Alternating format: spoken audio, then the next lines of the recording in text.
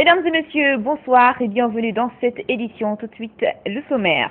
Violence à Zélékouré, le président de la République, professeur Alpha Condé, était dimanche dans la capitale de la région forestière. Le chef de l'État a pris langue avec les sages avant de se rendre au chevet des victimes des violences qui ont fait près de 100 morts. Les fidèles musulmans ont célébré la nuit du destin, occasion d'implorer la grâce divine pour que rayonne la paix en Guinée. Dans certaines mosquées de Conakry, la mobilisation était de taille. Les échos, c'est dans cette édition. Et puis, au Mali, les candidats malheureux du premier tour de la présidentielle du 28 juillet poursuivent leur ralliement aux deux finalistes du scrutin. À quelques jours du second tour, Ibeka et Soumaïla Cissé n'ont pas fini de rallier les candidats à leur cause. C'est tout pour le sommaire de cette édition dont vous êtes encore une fois les bienvenus. Je vous le disais dans le titre, le président de la République était dimanche à Zélékouré pour toucher du doigt les conséquences des violences meurtrières intercommunautaires du début juillet. Professeur Alpha Condé, dès son arrivée, a tout d'abord rencontré les sages de la localité. Ensuite, le chef de l'État s'est rendu au chevet des blessés à l'hôpital régional. Au cours d'un meeting, professeur Alpha Condé a exhorté les Guinéens à l'unité. Je vous propose de suivre un extrait. Beaucoup de familles ont été victimes. Comment on peut unir ces familles? Aucun habitant de Zélékouré n'a intérêt qu'il y ait des affrontements ici. Ce qui s'est passé à Zélékouré ne s'est jamais passé à Zélékouré avant. Donc la première chose que je vous demande, que tout le monde accepte que la police et la gendarmerie fouillent toutes les maisons. Partout où il y a des armes de guerre, qu'on les récupère. Les habitants de Zélékouré sont des habitants de Zélékouré, qu'ils soient Kounian, Gerzé, Thomas, Manéké ou Peul, ils sont habitants de Zélékouré. Ils doivent donc avoir une coordination des sages qui regroupe tous ces sages et qui discutent entre eux. À la jeunesse, de savoir qu'ils sont la jeunesse de Zélékouré. Si Zélékouré se développe, ça sera pour toute la jeunesse. Ça sera ni pour les jeunes Gerzé, ni pour les jeunes Koné ou autres. Nous, on est vieux maintenant. Le pays, on le travaille pour qui? Donc, vous devez être les premiers défenseurs pour que Zélékouré aille de l'avant, non pas qu'il y ait la casse à Zélékouré. Ensuite, les femmes. Tout le monde sait que toutes les misères de la Guinée sont sur la tête des femmes. Si ça ne va pas, l'homme part en Côte d'Ivoire ou au Sénégal. Mais la femme ne peut pas bouger. Qui va s'occuper des enfants? Il faut qu'elle souffre pour nourrir les enfants. Donc les femmes doivent savoir que si le pays se développe, c'est pour elles et leurs enfants.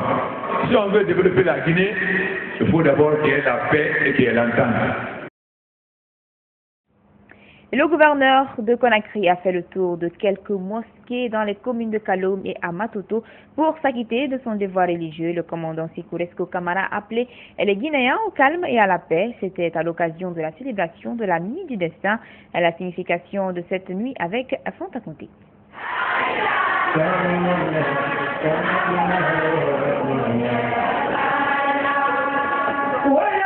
Laylatul Qadr ou la nuit du destin est un moment important pour les musulmans du monde entier, car c'est cette nuit que le Coran a été révélé au prophète Mohammed, paix et salut sur lui, par l'intermédiaire de l'ange Gabriel. Selon les écritures coraniques, c'est également au cours de cette nuit de valeur que le guide des musulmans a vécu l'ascension et rencontré les autres prophètes puis Dieu. C'est la raison pour laquelle les fidèles musulmans profitent à la nuit du 26 au 27 de chaque mois de Ramadan pour faire des veillées religieuses afin de se rapprocher davantage de leur créateur. À cette occasion, le gouverneur de la ville de Conakry s'est rendu dans certaines mosquées de Kaloum et Matoto pour fêter avec ses co-religionnaires. La Tourgade aujourd'hui, c'est une grande nuit, pas comme les autres nuits.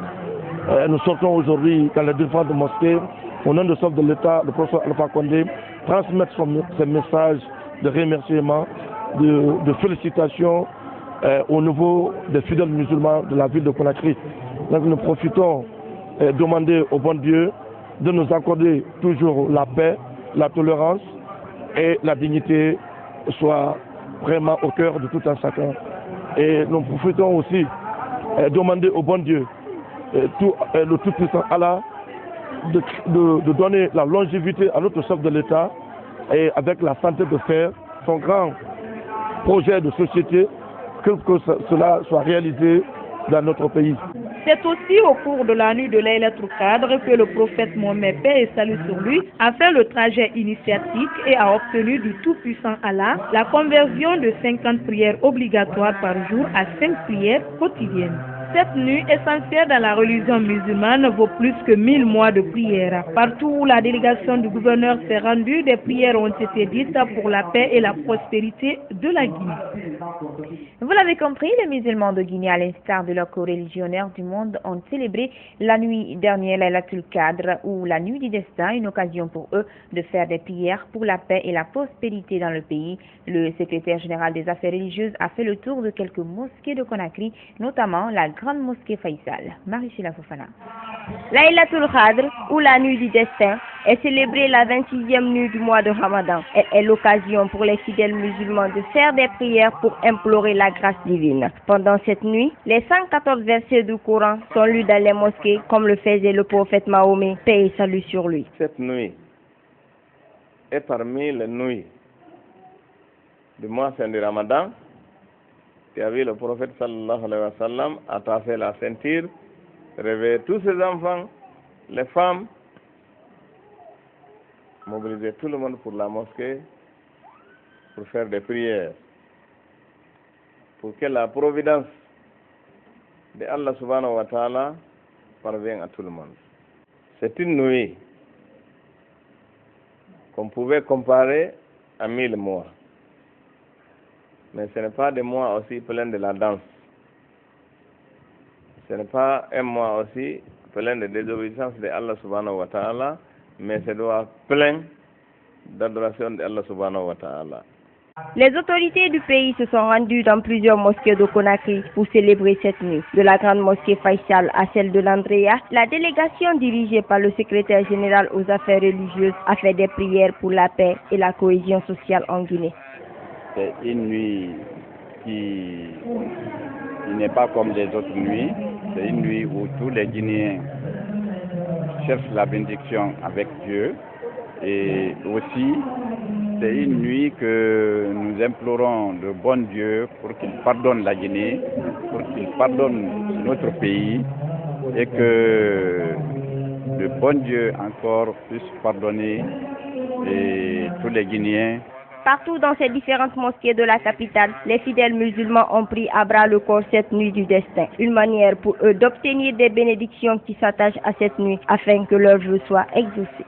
La nuit dernière, la révélation du Coran au prophète Mohammed, paix et salut sur lui, a été célébrée dans toutes les mosquées de la capitale. Dans la commune de Khatoma, les musulmans ont fait des prières toute la nuit avec des bénédictions pour la paix entre les Guinéens. Sarah Kamara. Laylatul Qadr, ou la nuit du destin, est la nuit la plus bénie. Elle permet aux musulmans de se faire pardonner. Selon la parole du prophète, paix et salut sur lui, quiconque accomplit la prière de cette nuit avec une foi ferme, tous ses péchés passés seront pardonnés. Par contre, celui à qui elle échappe aura manqué un bien immense. Il s'agit d'abord Aql Walidain, l'enfant qui désobéit à ses parents, à sa maman, à son père. Jamais ses péchés ne seront pas exercés cette nuit. La grande valeur de cette nuit va l'échapper.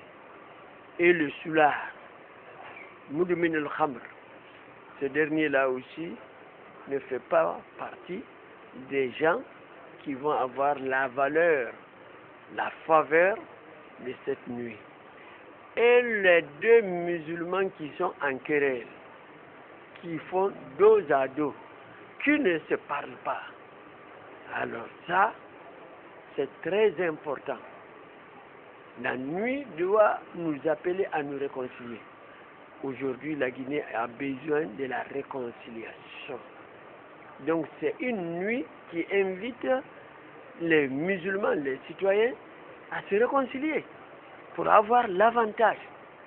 Et dans le cas contraire, on perd la valeur de la nuit. Laylatul Qadr, ou la nuit du destin, est l'occasion pour les musulmans de faire des prières au coucher du soleil à l'aube. De plus en plus, les Guinéens se mobilisent pour l'occasion. Nous remercions la grâce de Dieu et vraiment le fait de nous donner la chance d'encore assister à cette prière d'aujourd'hui. pour cette nuit du destin. Franchement, c'est une fierté pour la communauté musulmane, mais plus particulièrement pour moi. Et je prie Dieu qu'il puisse donner la paix à ma nation, à ma population, la Guinée, et franchement à tous les fidèles musulmans, que nous ayons vraiment la paix et que notre pays puisse aller d'avant. C'est une nuit bénie. C'est pourquoi aujourd'hui, les fidèles musulmans de ce secteur, comme dans d'autres mosquées, se sont retrouvés pour lire le Coran entier, faire des prières spéciales pour chacun et pour tous, ainsi que pour le pays, afin que Dieu, le Tout-Puissant et Miséricordieux, exauce nos vœux, nos souhaits les plus ardents. En cette nuit du destin, le message était le même dans toutes les mosquées. La paix, une nécessité dans la vie de chacun pour qu'enfin l'unité nationale soit une réalité en Guinée. La célébration de la nuit du destin est une occasion de faire de la charité. Évasion Guinée n'a pas manqué l'occasion. Le groupe de presse a fait dimanche un geste vers les orphelins de Conakry, offrant des vivres à 4 centres d'orphelinat. Un acte inscrit dans le plan d'action sociale du groupe Évasion qui compte aller plus loin. Le groupe Évasion Guinée au secours des populations démunies de la capitale. Cette maison de radio et de télévision offre des vivres aux orphelinats. Des vivres composés de 20 sacs de riz, de 4 sacs de sucre et de 4 bidons d'huile végétale. La Cité de la Solidarité dans la commune de Ratoma a reçu 5 sacs de riz, un sac de sucre et un bidon d'huile de 10 litres. Lors de la remise, le rédacteur en chef du groupe Évasion est revenu sur la portée du geste magnanime. Au nom du personnel d'Évasion, nous sommes là ce matin pour vous remettre ces vivres, pour vous assister en ce mois saint de Ramadan. Le mois de Ramadan, c'est un mois de sacrifice. Donc chaque personne est appelée à faire du bien. Sourire aux lèvres, les bénéficiaires apprécient hautement le geste du groupe Évasion Guinée. Au nom des pensionnaires de la Cité de Solidarité, je remercie le groupe Évasion Guinée d'avoir pensé à nous en ce mois saint de Ramadan. Bon, je prie Allah le Tout-Puissant qui vous donne toute la force nécessaire pour assumer votre haute et noble fonction. Les orphelinats de Kiridia dans la commune de Matoto, de Dimakanaï et le centre de réinsertion de Sonfonia dans la commune de Ratoma ont aussi reçu des vivres. Les responsables de ces centres se frottent les mains. Sans votre aide, nous ne pourrons jamais atteindre notre objectif qui est de faire de ces enfants l'avenir de la Guinée. Nous vous remercions infiniment et nous garantissons que ces dons seront utilisés comme vous le souhaitez. Je dis merci infiniment pour tous ces musulmans, votre responsable qui a pensé aux orphelins. Vraiment que Dieu les bénisse. Les orphelins ne sont pas les seuls à avoir le sourire. L'administrateur du groupe a offert un gros bœuf à ses travailleurs. Moral, gonflé à bloc, ces derniers ont bien fêté Laylatul Qadr. Allah subhanahu wa ta'ala nous dit tout ce qui fait du bien au mois de Saint-Ramadan, surtout aujourd'hui, le jour saint, Allah va le récompenser subhanahu wa ta'ala. La bénédiction de cette nuit compose 64 bénédictions de tes prières et les sacrifices. Un geste de charité à l'occasion de la nuit du destin qui s'inscrit dans le cadre des actions humanitaires du groupe Évasion Guinée. Des bénédictions ont été dites pour le personnel et la prospérité de ce groupe de médias. Acte ignoble en ce lendemain de Laylatul Qadr, la découverte ce matin d'un corps sans vie à Lambagny dans la commune de Ratoma. La victime est un homme de plus d'une 50aine d'années. Elle a été retrouvée poignardée par des individus non encore identifiés. Abdourahmane Ba. Il était 4 heures du matin et c'est à cet endroit que Mamadou Ouri Diallo a été poignardé au cou. La victime revenait de la mosquée après la prière de Laylatul Qadri lorsqu'un inconnu est venu lui ôter la vie à quelques microns de son domicile. Son fils qui revenait d'une autre mosquée dans le quartier de Lambagny a vu son père, déjà mort, couché sur le ventre, gisant dans le sang. Les membres de la famille réunis sous cette tente condamnent l'acte et se remettent à la volonté divine. Il revenait de la mosquée pour le déjeuner à 4 heures. Il a été poignardé à cet instant au cou, à quelques mètres de chez lui. La famille est réunie ici pour les funérailles. Il est innocent. Celui qui lui a tué l'a tué sans raison, parce que c'est juste un téléphone qu'il avait sur lui. En plus, il n'est pas quelqu'un de riche. Nous présentons les condoléances à tous, sauf à celui qui lui a tué, et nous demandons au gouvernement de nous aider. L'ambiance était pathétique dans la famille éplorée. Les voisins étaient venus nombreux partager la peine. La victime était peintre d'automobile à Dixine. Son fils sollicite l'aide du gouvernement pour la recherche des auteurs présumés de ce meurtre. Cette mort m'a beaucoup choqué puisqu'il est innocent. Il avait un téléphone, on n'a pas retrouvé le téléphone. Et il a été poignardé aussi au niveau du cou. Je dirais à l'autorité compétente de venir au secours à la population, surtout au niveau de notre quartier. Puisqu'il y a les malfrats qui ont l'habitude de s'attaquer aux gens. Même tout dernièrement, ils se sont attaqués ici à une fille. Mais heureusement, les gens sont sortis rapidement. Ceux-là sont venus au secours de la fille. Je dis à l'autorité guinéenne de venir au secours à la population. Sa femme à larmes se souvient de leur dernier échange, mais ne peut tenir le choc. Il m'a réveillé à 0 heure pour me demander de fermer la porte, puisqu'il partait à la mosquée. Et à 4 heures du matin, on frappe à ma porte pour me dire que mon mari a été tué. Cet assassinat porte à 4 le nombre de cas déjà enregistrés dans le quartier. Quant à la victime, elle sera inhumée ce lundi dans le cimetière du quartier après la prière de 14 heures. Assemblée générale extraordinaire de l'Union des radios et télévisions libres de Guinée, URTELGUI. 3 points étaient à l'ordre du jour: l'examen des accusations du ministère de la Communication, le renouvellement des instances de direction de l'Union et l'organisation de la synergie des radios et télévisions lors des prochaines législatives. Compte rendu Mohamed Malik Diallo.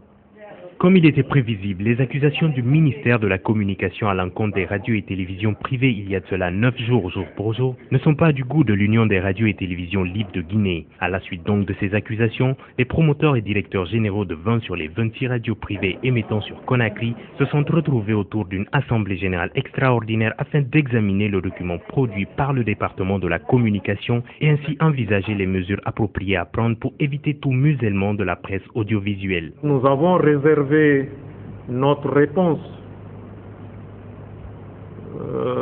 jusqu'au moment où une commission qui a été mise en place va examiner de manière précise et dans les détails ces accusations.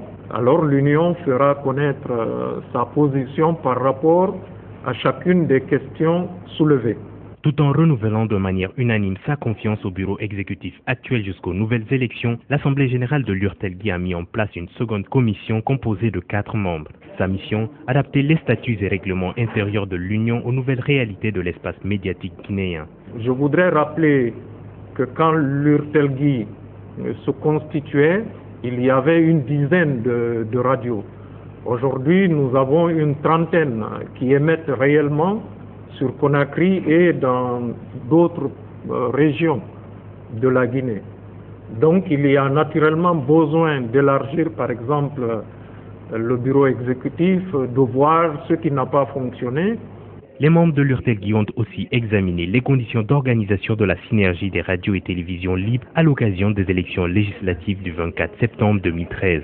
L'URTELGUI a décidé de faire sa synergie. Et donc des comptes rendus ont été faits sur des aides qui sont attendues, notamment de la part de l'USAID à travers Search for Common Ground. Et aussi nous espérons un financement de OSIWA, ce qui nous permettrait d'envoyer près de 300 journalistes à l'intérieur du pays au lieu de 100 à 130 comme nous avions l'habitude de le faire. Par la même occasion, les membres de l'Union des radios et télévisions libres de Guinée ont fixé la tenue de leur prochaine assemblée générale au 20 août 2013. Au Mali, il faudra un second tour pour départager Ibeka du Rassemblement pour le Mali RPM et Soumaïla Cissé de l'Union pour la République et la démocratie URD. Dans le pays, les candidats finalistes s'activent pour obtenir plus de voix de la part des candidats malheureux du premier tour. Déjà, certains candidats malheureux ont annoncé leur ralliement et d'autres sont en cours. Et là, je m'embarque. Au Mali, l'heure est aux tractations. Le second tour de l'élection présidentielle opposera Ibrahim Boubacar Keïta à Soumaïla Cissé en principe le 11 août prochain. Les résultats officiels et provisoires du premier tour ont été publiés et déjà c'est une phase de négociation qui s'ouvre. Les deux finalistes s'activent, une manière pour eux d'obtenir le maximum de ralliement possible de la part des candidats malheureux du premier tour afin de capter les voix de leurs électeurs. Qui va appeler à voter pour quel candidat? Comment les voix de chacun vont-elles se reporter? Dorénavant, ce sont ces tractations qui occupent les pensées des hommes politiques. Un des candidats a d'ores et déjà réagi. Il s'agit de Shogel Kokala Maïga qui a obtenu 2,29% de suffrages exprimés. Il a appelé à voter Ibeka pour le second tour. 5 autres candidats malheureux du premier tour se sont réunis en fin de journée pour appeler à voter pour un des deux finalistes. Par ailleurs, Ibeka qui a obtenu 39,24% des voix et Soumaïla Cissé 19,44% ont tous dépêché des émissaires un peu partout pour obtenir le plus grand nombre de ralliements à leur cause. Le candidat du plus grand parti malien, Adema de Dramane Dambélé, arrivé 3e avec 9,59% des voix, affirmait rester derrière ses engagements envers le front du refus auquel appartient Soumaïla Cissé. Il faut dire que depuis le déroulement des élections présidentielles maliennes, tout se passe dans la convivialité. C'est pourquoi la communauté internationale demande encore au peuple malien de faire preuve de retenue pour sortir le pays de l'impasse. Au Maroc, le roi Mohamed VI revient sur sa décision de grâce accordée à un pédophile condamné à 30 ans de prison. L'homme a déjà quitté le pays pour l'Espagne où les autorités n'ont pas encore reçu de mandat d'extradition. Depuis hier soir, le communiqué s'affiche à la une de la télévision marocaine. Quelques heures après avoir annoncé l'ouverture d'une enquête, le roi Mohamed VI, ici à droite, annule la grâce accordée mardi dernier à ce pédophile espagnol, coupable de 11 viols sur des enfants de 4 à 15 ans. Ce retrait à caractère exceptionnel est décidé en considération des défaillances qui ont marqué la procédure, de la gravité des crimes commis et du respect du droit des victimes. Une annonce qui intervient alors que Daniel Galban Fina, condamné à 30 ans de prison, a déjà quitté le Maroc. Sans doute pour l'Espagne où les autorités n'ont pour l'instant reçu aucune demande d'extradition. La semaine dernière, dans plusieurs villes du Maroc, des centaines de personnes se sont rassemblées pour dénoncer la libération du pédophile qui aurait été décidée au nom de l'intérêt national et des relations d'amitié avec l'Espagne. Selon le quotidien espagnol El País, cette grâce aurait été demandée par les services secrets espagnols. Daniel Galban Fina, ancien militaire d'origine irakienne, aurait en effet collaboré avec eux au moment de la chute de Saddam Hussein, avant de s'installer sous une autre identité au Maroc.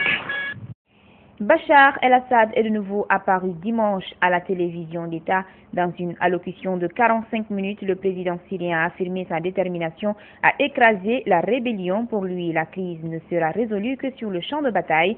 Désormais, Bachar el-Assad ferme la porte à tout dialogue. Ben Oumar Silla, commentaire. Quelques jours après avoir adressé un message d'encouragement à ses troupes à l'occasion de la fête de l'armée, Bachar el-Assad est apparu une nouvelle fois sûr de sa force à la télévision syrienne. Dans un discours des guerriers de 45 minutes, le président syrien a réaffirmé sa détermination à écraser la rébellion avant de déclarer que la seule sortie de crise à envisager était celle qui passait par les armes. Il a déclaré, je cite, « La crise ne sera résolue que sur les champs de bataille ». Le numéro 1 syrien s'en est également pris à la coalition nationale syrienne. Pour Bachar el-Assad, celle-ci a échoué et n'a aucun rôle à jouer dans la recherche d'une solution négociée. La guerre syrienne, débutée en mars 2011 par un mouvement de contestation du gouvernement, est devenue aujourd'hui une impitoyable machine à tuer. Plus de 100 000 personnes, en majorité des civils, ont été tuées. Des médiations international du Ghanéen Kofi Annan et de l'Algérien Ladar Ibrahimi ont échoué et Bachar el-Assad a hier, dans son allocution, fermé la porte à tout dialogue. Le conflit a engendré une crise humanitaire sans précédent avec un afflux de réfugiés jamais constaté depuis 20 ans sur la planète. L'Occident se barricade contre la menace islamiste dans le monde arabe prévue juste pour le week-end passé. Une vingtaine d'ambassades américaines resteront fermées jusqu'au samedi. Les Occidentaux restent sur le qui-vive face à la menace d'Al-Qaïda. La sécurité nationale à la une de tous les réseaux américains en ce dimanche. Le chef des armées n'a pas cherché à calmer le jeu. Il prend la menace très au sérieux. Il s'agit de la première alerte semblable depuis une annonce effectuée avant le 10e anniversaire des attentats du 11 septembre 2001. Le général Dempsey montre du doigt Al-Qaïda. Le général Dempsey prévient que la menace ne se limite pas aux seuls intérêts américains et vise aussi les pays occidentaux. This threat, Bob, comes from the group from Al-Qaeda in the Arabian Peninsula in Yemen. Le réseau CBS va plus loin.